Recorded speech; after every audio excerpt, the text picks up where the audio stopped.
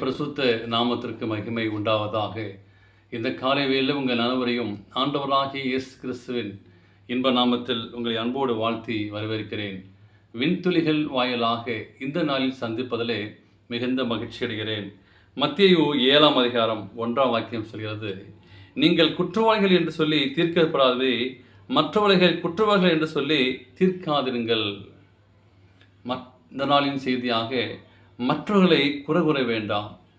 இன்று நாம் தவறு செய்கிறோம், ஆனால் இந்த தவற்றை மறைக்க மற்றவர்கள் மீது இந்த பழியை போடுகிறோம்.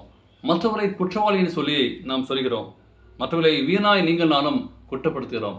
அதனால் அவளுடைய மனது எந்த அளவுக்கு பாதிக்கும், துன்பப்படுத்தும் என்பதை என்றாவது நாம் எண்ணி பார்த்துக்கிறோமா? இங்கே கிறிஸ்து அங்கே சொல்கிறார், அதற்காக அறிந்து செய்யப்படுகிற குற்றத்தை குற்றம் என்று சொல்லாதே என்று சொல்லி அங்கே கிறிஸ்து சொல்லவில்லை. மற்றவர்களை பற்றி எப்பொழுதும் பொறுங்கொறி நீங்கள் தெரிய வேண்டாம், அதுதான் ஆபத்து உண்டாகும். மற்றவர்களையே பார்த்திருப்பதனால் தன்னை பார்த்து கொள்ள முடியாமல் போகிறது. மற்றவர்களையே நாம் குற்றம் சுமத்தும் போது நீங்கள் யார் நான் என்று சொல்லி நாம் அறியாமல் போகிறோம். மற்றவர்களை குற்றம் கற்பிக்கும் போது நாம் தீவிரம் காட்டுகிறோம். தண்டிய குற்றத்திலே நீங்கள் நானும் கடைசியிலே நாம் உணர்வோம். ஆனால் அதற்கு ஏதாவது சாக்கு போக்கு சொல்லாக்க நீங்கள் நானும் தயாராக இருப்போம்.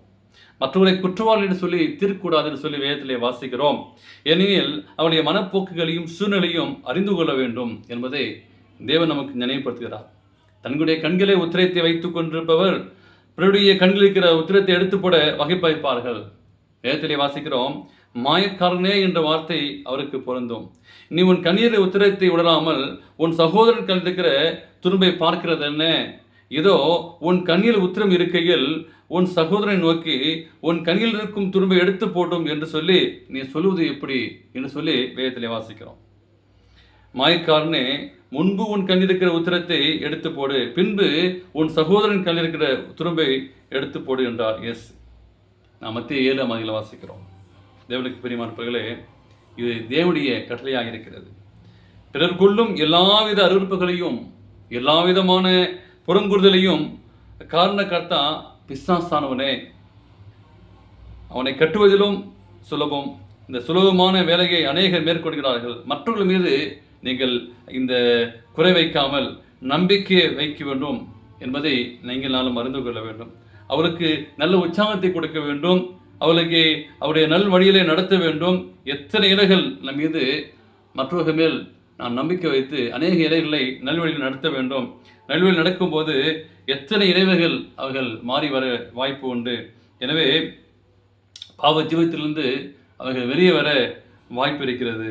எனவே நாம் குறுகுறாமல் இருப்போம். விசேஷமாய் இளைஞர்கள் மத்தியிலே இப்படிப்பட்ட காரியங்களை சொல்லும்போது நாம் புறங்குறாமல் இருப்போம்.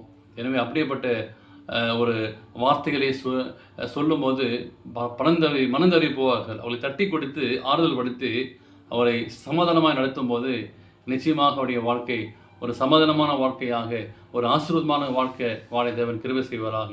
அப்படியே செய்வோம். தேவன் உங்களை ஆசீர்வதிப்பாராக.